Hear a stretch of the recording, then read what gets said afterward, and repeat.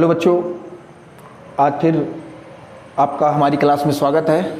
अपन आज पढ़ेंगे class 10th त्रिकोणमिति trigonometry का 8.1 का क्वेश्चन नंबर 11 आखिरी क्वेश्चन है ये ना। पिछली क्लास में अपन 10 तक पढ़े थे और ये लास्ट है और इसको भी सॉल्व नहीं करना है। ये सत्य असत्य टाइप का क्वेश्चन है, इसमें बताना है कि ये ट्रू है कि फॉल्स है। ठीक है, तो एक बार क्वेश्चन रीड करते हैं हम कि बताइए कि निम्नलिखित कथन सत्य हैं या असत्य, कारण सहित अपने उत्तर की पुष्टि कीजिए। मतलब हमको केवल सत्य असत्य नहीं बता देना है, इनके कारण भी देना है कि यदि ये असत्य है तो क्यों है और सत्य है तो क्यों है। ठीक है, तो आइए शुरू करते हैं। पहला क्वेश्चन है आपका ये कि 10a का मान सदैव 1 से कम होता है। ये कह रहा है कि 10a का मान सदैव 1 से कम होता है। ठीक, तो अपन इसको बताते हैं, जबकि ऐसा नहीं है।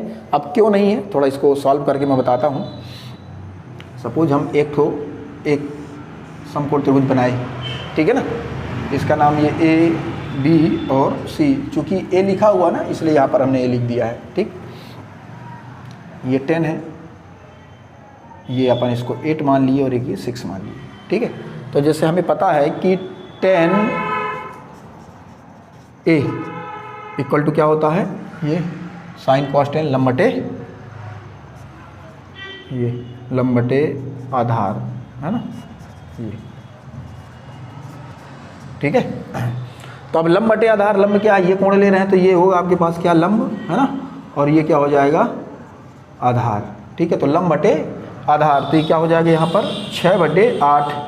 तो अब यहाँ पर तो अपन देखेंगे कि 6/8 लिखा है तो ये 1 से क्या हो जाएगा, ये छोटा हो जाएगा है ना। ये कह रहा है कि 10 का मान सदैव 1 से कम होता है, तो अगर ऐसा लिख दिए तो 1 से कम होगा। ठीक है, लेकिन कभी कभार आप देखेंगे कि लंब और आधार कौन छोटा कौन बड़ा होगा ये निश्चित नहीं होता। अगर यदि हम इसी को दूसरा चित्र बना दें ऐसा, ठीक है ना, थोड़ा यहाँ पर नहीं दिखेगा, ऐसा चित्र बना दिए, ठीक है ना, तो आप देखेंगे कि इसमें लंब बड़ा हो गया, आधार छोटा हो गया, कंठ तो वही रहेगा। ठीक, ये ए, बी और ये सी।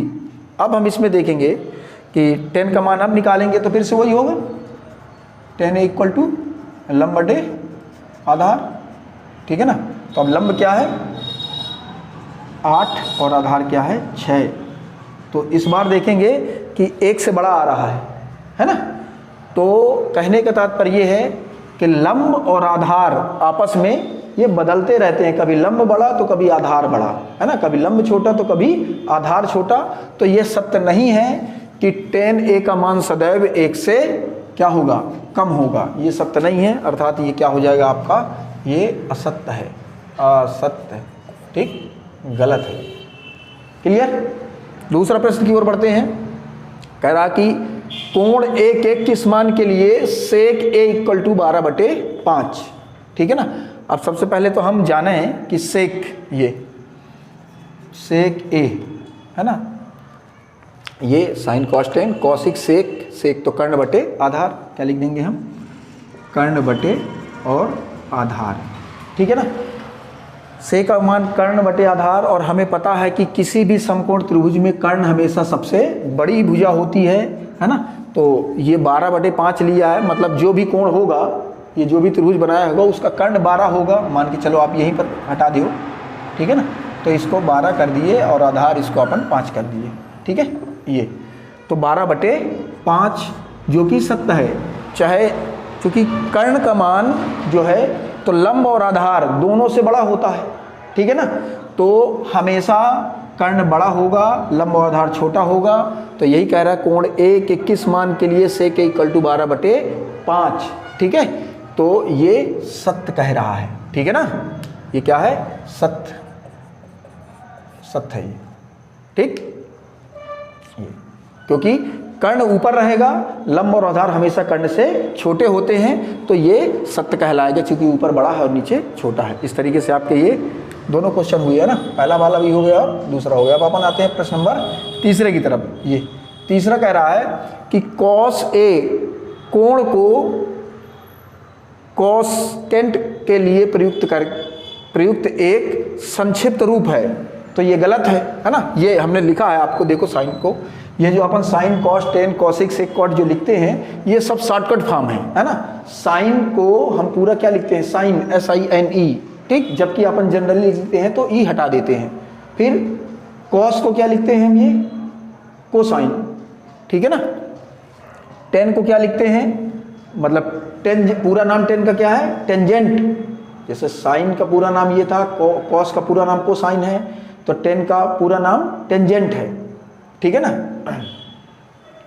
और कॉसिक का पूरा नाम कॉस्केंट है, और सेक का पूरा नाम सेकेंट है, और कॉट का पूरा नाम कॉटजेंट है ना। थोड़ा मैं यहाँ आगे पीछे कर दिया था, वो चल जाएगा, कोई दिक्कत नहीं है।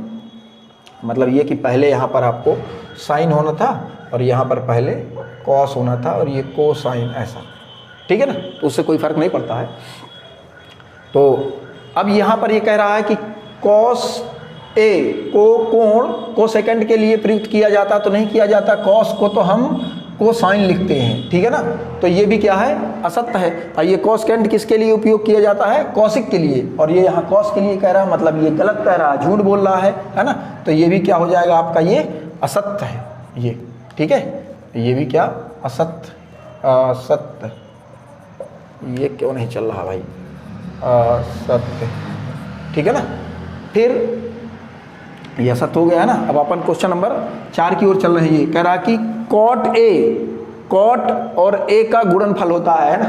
ये ऐसा बिल्कुल नहीं है, क्योंकि बिना कोण के पूरी त्रिकोणमितीय अनुपात का कोई अस्तित्व नहीं है, ठीक है ना। जब तक हम चाहे sine cos tan cosec sec cot कुछ भी लिखें, उनके साथ कुछ होना चाहिए थीटा में, x y z a b c alpha beta gamma, कुछ भी होना चाहिए, ठीक है। तो ये कह रहा कि कॉट ए, कॉट और ए का गुणनफल है, तो ऐसा नहीं है। विदाउट कोण, कोण के अलावा कॉट का कोई अस्तित्व नहीं, केवल अंग्रेजी का एक ये शब्द माना जाएगा, है ना।